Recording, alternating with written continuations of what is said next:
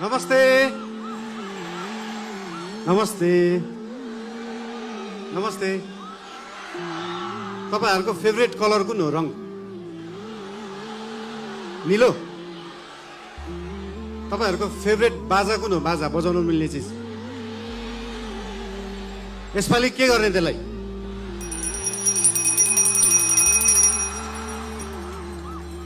अघि प्लेनबाट ल्यान्डिङ गर्दा गर्दा एउटा कुरा नोटिस गरिरहेको थिएँ यहाँनिर चितवनमा छतमाथि चाहिँ यस्तो जस्ता राख्ने चलन रहेछ है सबका सब नीलो जिस्काउनलाई राखे जस्तो कसलाई जिस्काउनु भएको त्यसरी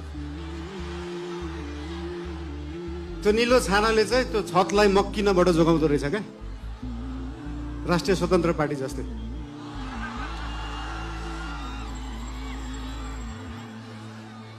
चितवन अघि झर्दै गर्दाखेरि एकजना भाइले भन्नुभयो दाइ देशभरि जाँदाखेरि जसरी टुरिज्म प्रमोसन गर्नु भएको थियो एकचोटि चितवनको पनि टुरिज्म प्रमोसन गरिदिनु होला भनेर मैले भने मेसीलाई फुटबल खेल्न सिकाउनु पर्छ रोनाल्डोलाई फुटबल खेल्न सिकाउनु पर्छ हाम्रो चितवनका हाम्रा थारू समुदायमा भएका होमस्टेहरू रिसोर्टहरूमा देख्न सकिन्छ कि यहाँको उत्पादन यहाँको लुगा यहाँको म्युजिक यहाँको खानेकुरालाई कसरी उहाँहरूले टुरिज्म प्रमोसनको लागि उहाँहरूले विश्वमा चिनाउनु भएको छ त्यो हेर्दाखेरि चितवनले चाहिँ देशलाई टुरिज्म प्रमोसन सिकाउनु पर्छ घरमा खाने आफ्नो लोकल खाना आफ्नो लोकल परिकार घरमा खाने त्यो लोकल परिकारलाई एउटा इन्टरनेसनल क्युजाइनको रूपमा उहाँहरूले प्रस्तुत गर्न सक्नु भएको छ त्यो पुरै देशले सिक्न जरुरी छ सिकाउने हेन त चितवनवासीले पुरै विश्वलाई टुरिज्म प्रमोसन राम्रो कुराहरू यहाँको ठाउँहरूको धेरै छन् एउटा समस्या रहेछ यहाँ हरेक वर्ष न्युजमा देख्न पाइन्छ किसानले बाटोमा दुध पोखाएको तरकारी फालेको त्यो के रहेछ भन्दाखेरि किसानले सही बजार नपाएको किसानले सही मूल्य नपाएको एउटा समस्या रहेछ केही सीमित बिचौलिया केही सीमित नेताहरूको एउटा सिन्डिकेटले गर्दाखेरि पारी जुन अनुदानले कृषि हुन्छ त्यो सस्तो जस्तो देखिन्छ त्यो सस्तो तरकारी यहाँ ल्याएर यहाँको किसानको मूल्य चाहिँ महँगो जस्तो देखाएर एउटा भ्रम सृजना गरेर किसानलाई मार्ने काम भएको छ त्यो रोक्न जरुरी छ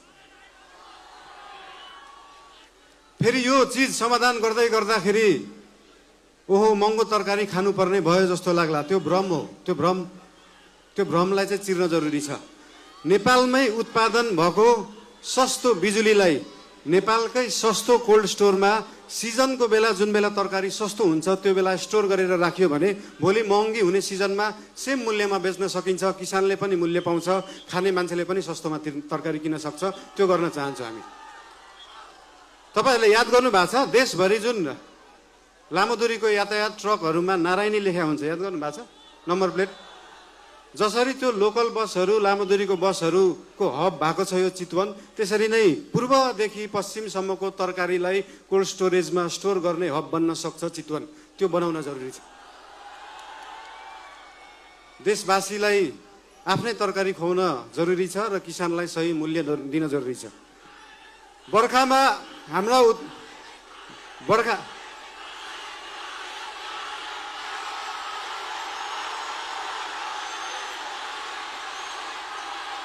I love you. बोलने दिँदैन यार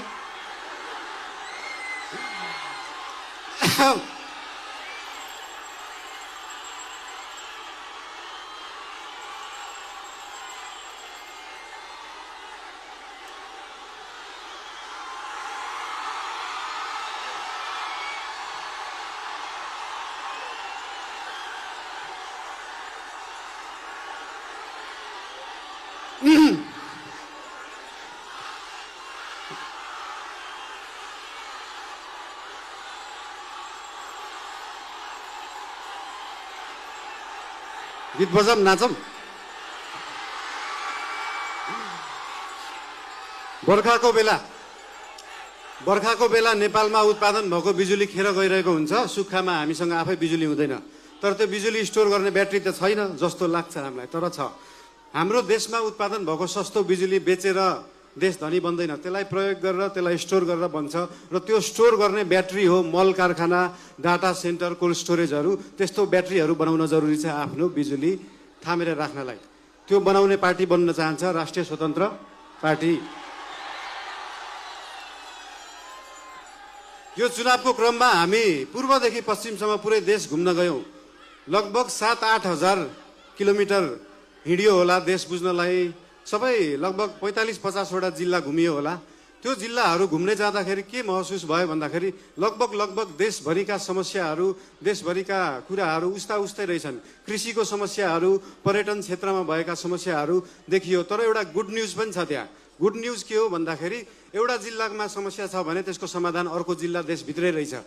त्यो समाधान मिलाउने पार्टी बन्न चाहन्छ राष्ट्रिय स्वतन्त्र पार्टी। हाम्रो देश हेटौडा सिमेन्ट कारखाना जस्तै भएको छ।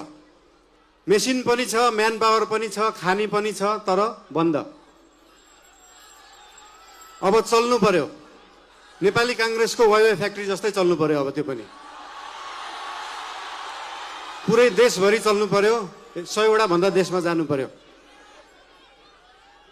त्यसरी देशका उद्योग कल कारखानाहरूलाई चलाउने पार्टी बन्न चाहन्छ। अब यहाँ आइयो, तपाईँहरूलाई भेटियो, धेरै खुसी लाग्यो। तपाईँहरू किन टेन्सन लिनुहुन्छ क्या? पार्टीको सभापति नै यहीँ उठ्नु भएको छ, के को टेन्सन? तपाईँहरूका समस्या, पुरै देशको समस्या सभापतिज्यू, हामी सबै पार्टीका नेतागण कार्यकर्तादेखि लिएर तपाईँ हामी सबै मिलेर अब देश बनाउने हो। र आज यो हाम्रो सभामा तपाईँहरूलाई भेटेर ज्यादै खुसी लागेको कुरा तपाईँहरूले पनि भनिसक्नु भएको छ। धेरै बोल्न चाहिन। धेरै माया। तपाईँहरूको जय होस्, देशको सही होस्। जय घन्टी, जय देश, जय नेपाल।